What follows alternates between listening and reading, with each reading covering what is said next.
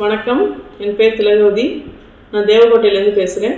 நான் கடந்த 2022ஆம் ஆண்டு நடந்த குரூப் 2 தேர்வில் மாநில அளவில் 564வது ரேங்க் எடுத்து assistant revenue department post choose பண்ணியிருக்கேன். ஸோ நான் ப்ரிலிம்ஸ் கிளியர் பண்ணும்போது என் குழந்தை 3 months பேபியாக இருந்தாங்க. ஸோ ஃபஸ்ட்டு தேங்க்ஸ் எங்கள் அம்மா அப்பாவுக்கு நான் சொல்லியே ஆகணும். ஏன்னா 9 months டியூரேஷன் எனக்கு இருந்துச்சு மெயின்ஸ்க்கு எக்ஸாமுக்கு. ஸோ ஃபுல் அண்ட் ஃபுல் என் குழந்தைய அவங்க தான் டேக் கேர் பண்ணிக்கிட்டாங்க. ஸோ அவங்க பார்த்துக்கிறாங்கன்ற கான்ஃபிடென்ட்டில் தான் என்னால் போய் டெஸ்ட் அட்டன் பண்ண முடிஞ்சிச்சு. நான் ராம்நாத் சுரேஷ் அகாடமி தான் எனக்கு ஹோப்ஃபுல்லாக சூஸ் பண்ணேன். ஸோ அதே மாதிரியே நான் என்ன நினச்சேனோ அதே மாதிரியே எனக்கு ஒரு என் பாயிண்ட் இருந்துச்சு. ஸோ 23 டெஸ்ட் கொண்ட ஒரு டெஸ்ட் சீரிஸ் நான் அட்டன் பண்ணேன். வீக்கெண்டில் போய் டெஸ்ட் எழுதுகிற மாதிரி இருக்கும். ஸோ மெட்டீரியலாக இருக்கட்டும் இல்லை அவங்களோட கோச்சிங்காக இருக்கட்டும் ரொம்ப பர்ஃபெக்டாக பண்ணுவாங்க. ஒவ்வொரு டெஸ்ட் முடிச்சதுக்கப்புறமும் எனக்கு 1-to-1 ரிவ்யூக்கு கனிமுருகன் சார் வருவாங்க. ஸோ 2-3 டெஸ்ட் முடிச்சதுக்கப்புறம் ஒரு சார்ட்டை கொண்டு போய் நான் காட்டுவோம். ஸோ ப்ளஸ் அண்ட் மைனஸ் கரெக்டாக சொல்லுவாங்க. இதை நீங்கள் பண்ணணும், இது பண்ணக்கூடாது, எல்லாமே கரெக்டான கைடன்ஸ் கொடுத்தாங்க.